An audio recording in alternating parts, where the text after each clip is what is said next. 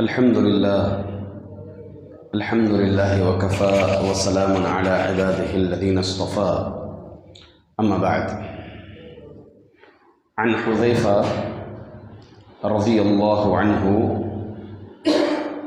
قال كان النبي صلى الله عليه وسلم إذا قام من الليل يشوص بالسواك. معزز حاضرین،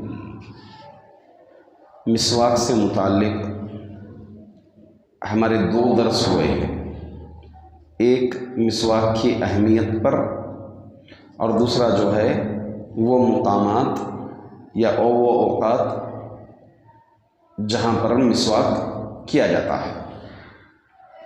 آج کے اس درس میں انشاءاللہ نبی کریم صلی اللہ علیہ وسلم اور ہمارے صحابہ یا یہ کہیں سلف صالحین مسواک کو کس طرح لازم پکڑے تھے اور کس طرح مسواک کا استعمال اپنی زندگی میں معمول فرما لیا تھا۔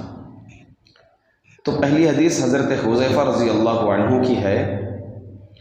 وہ فرماتے ہیں کہ نبی اکرم صلی اللہ علیہ وسلم جب رات کو اٹھتے، کان نبی صلی اللہ علیہ وسلم اذا قام من اللیل یشوص بالسواک، اللہ کے رسول صلی اللہ علیہ وسلم جب رات کو اٹھتے یعنی بیدار ہوتے تو منہ کو مسواک سے ملتے۔ یہ حدیث دلالت کر رہی ہے کہ مسواک اللہ کے رسول صلی اللہ علیہ وسلم کا معمول تھا۔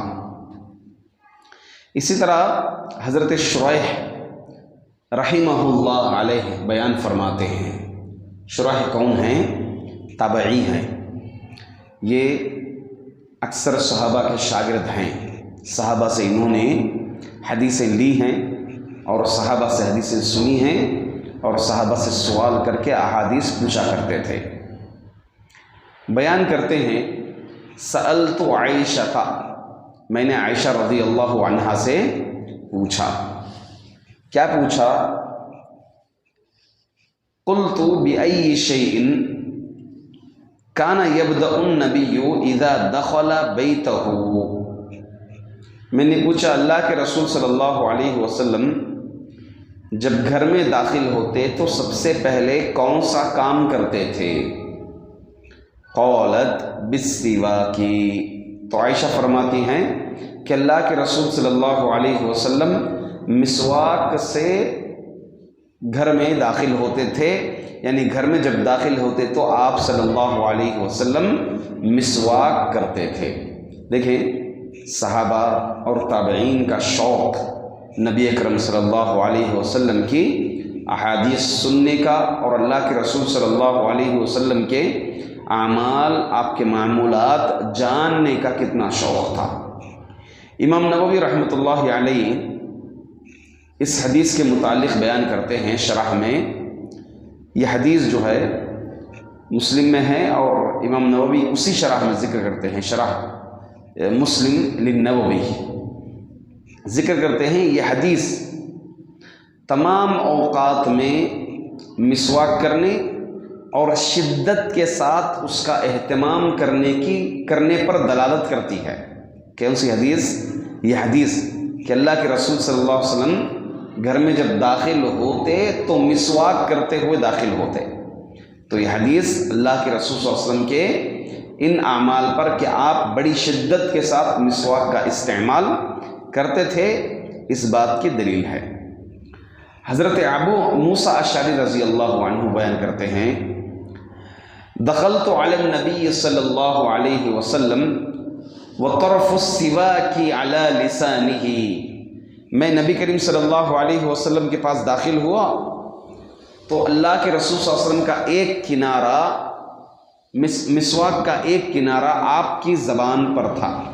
یعنی میں جب داخل ہوا تو اللہ کے رسول صلی اللہ علیہ وسلم بات کرنے کے لیے یا پھر آپ اپنے مسواک کو آپ منہ میں ایسے ہی روک لیے، مسواک کر رہے تھے، مسواک کو آپ نے زبان پر رکھ لیا، مسواک کا ایک کنارہ۔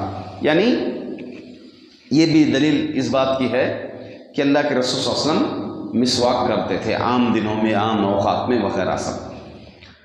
ایک اور روایت جو عبداللہ بن عباس رضی اللہ عنہ کی ہے۔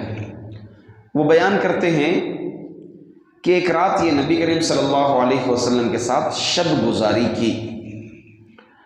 اللہ کے رسول صلی اللہ علیہ وسلم رات کے آخری حصے میں اٹھتے اور نکل کر آسمان کی طرف دیکھنے لگے۔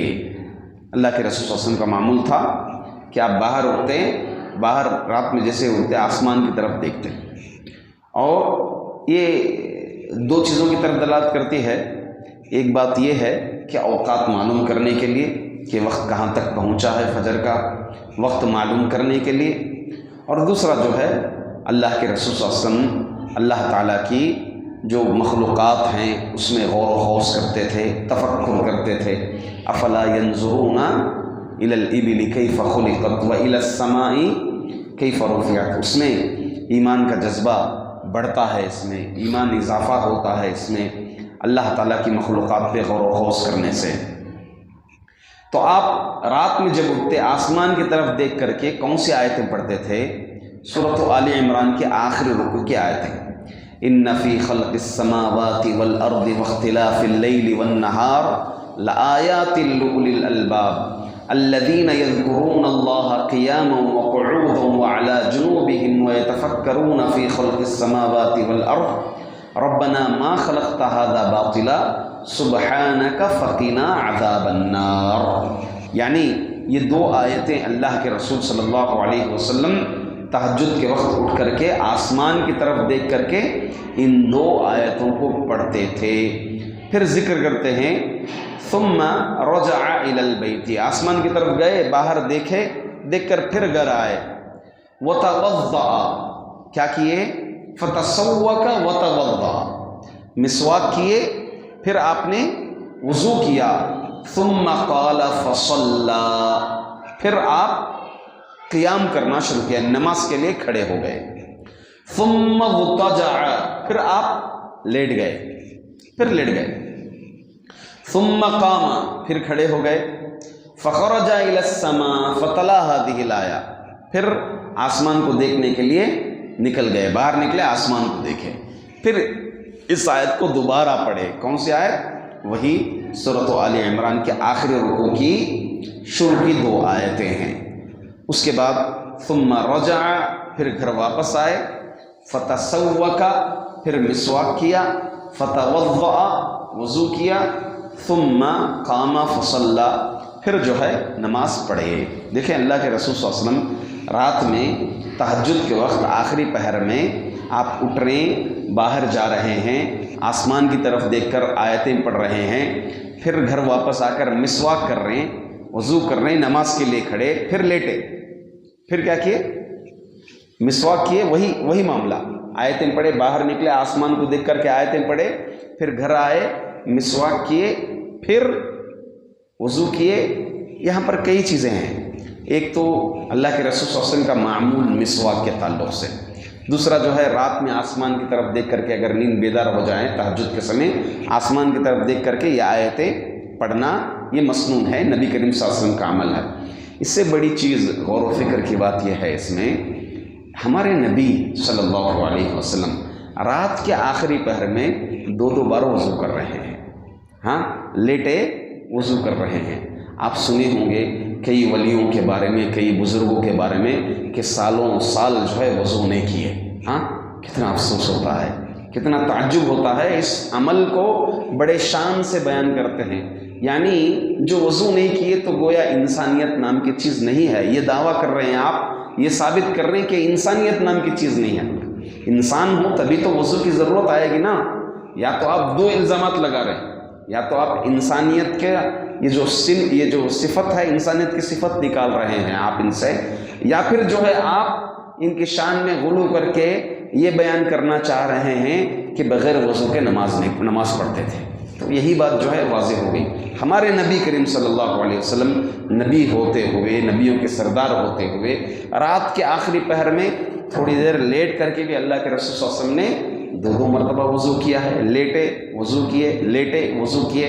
اور آپ کا آخری عمل بھی جب اللہ کے رسول صلی اللہ علیہ وسلم اپنے آخری عمل میں تھے، آخری مرض الموت میں تھے، اس میں بھی اس وقت بھی کیا ذکر آتا ہے کہ آپ بے ہوش ہو جاتے، پھر آپ جیسے ہی اٹھتے وضو کا پانی منگواتے، وضو کرتے، نماز کی کوشش کرتے، پھر جو ہے آپ بے ہوش ہو جاتے، پھر اٹھتے وضو کرتے تھے اللہ کے رسول صلی اللہ علیہ وسلم۔ تو آپ نیند بیدار، آنکھ بیدار ہونے، آنکھ کے سونے پر، آرام کرنے پر آپ بارہا کیا کر رہے ہیں؟ وضو کر رہے ہیں۔ آپ کو جیسے افاقہ آ رہا ہے، افاقہ پڑ رہا ہے، آپ وضو کر رہے ہیں۔ دیگر ہمارے بھائی جو ہے نبیوں، ان کی ولیوں کی اور بزرگوں کی شان میں غلو کر کے گویا جو ہے ان کی شخصیت پر الزام لگا رہے ہیں، گرچہ تعریف کے طور پر ذکر کر رہے ہیں، مگر ان کی توہین کر کے ان پر کیا لگا رہے ہیں؟ الزام لگا رہے ہیں۔ بالکل یہ غلط بات ہو گئی۔ اسی طرح تو اس حدیث سے معلوم ہوا کہ رات میں بھی اللہ کے رسول صلی اللہ علیہ وسلم کا معمول کیا تھا؟ مسواک تھا۔ حضرت عبداللہ بن عباس رضی اللہ عنہ بیان کرتے ہیں، کان رسول اللہ صلی اللہ علیہ وسلم یصلی باللیل رکعتین ثم ينصرف فیستاک۔ اللہ کے رسول صلی اللہ علیہ وسلم رات کو 2 رکعات پڑھتے تھے، 2 رکعات پڑھتے اور سلام پھرتے، 2 رکعات پڑھتے اور سلام پھرتے، پھر جو ہے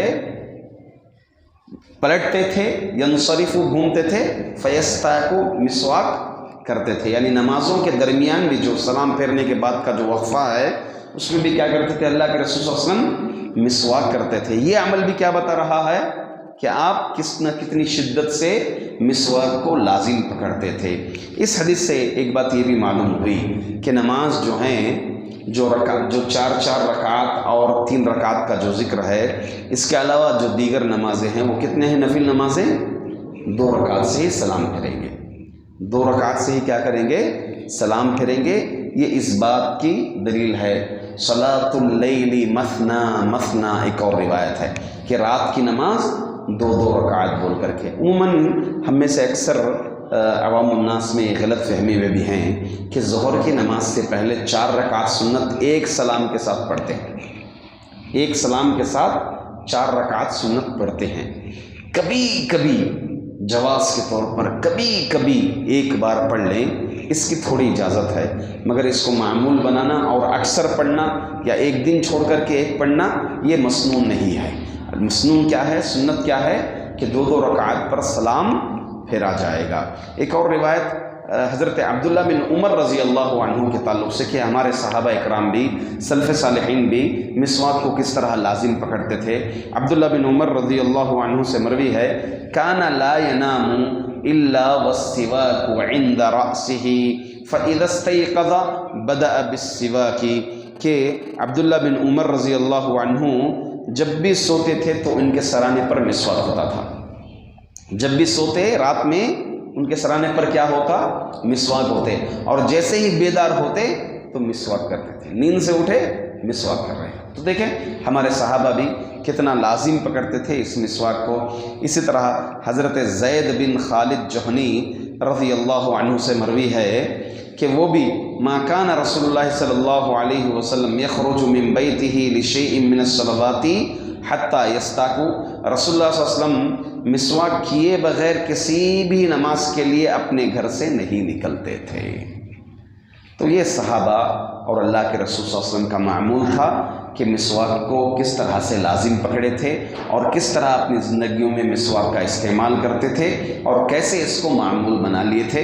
ہمیں بھی چاہیے کہ ہم مسواک کو لازم پکڑیں، سنت کے طریقہ نبی کریم صلی اللہ علیہ وسلم کی سنت کو جانتے ہوئے، اور انشاءاللہ العزیز کل کے درس میں یہ مسواک کے کیا فائدے ہیں، کچھ روایت میں 10 فائدے ذکر کیے گئے ہیں۔ انشاءاللہ العزیز اس حدیث کی صحت اور اس کے فائدے کیا ہیں، اس کی فضیلت کیا ہے، کل کے درس میں انشاءاللہ بیان کیا جائے گا۔ اللہ تعالی ہم تماموں کو مسواک کو اپنی زندگی میں معمول بنانے کی توفیق عطا فرمائے۔ آمین۔ السلام۔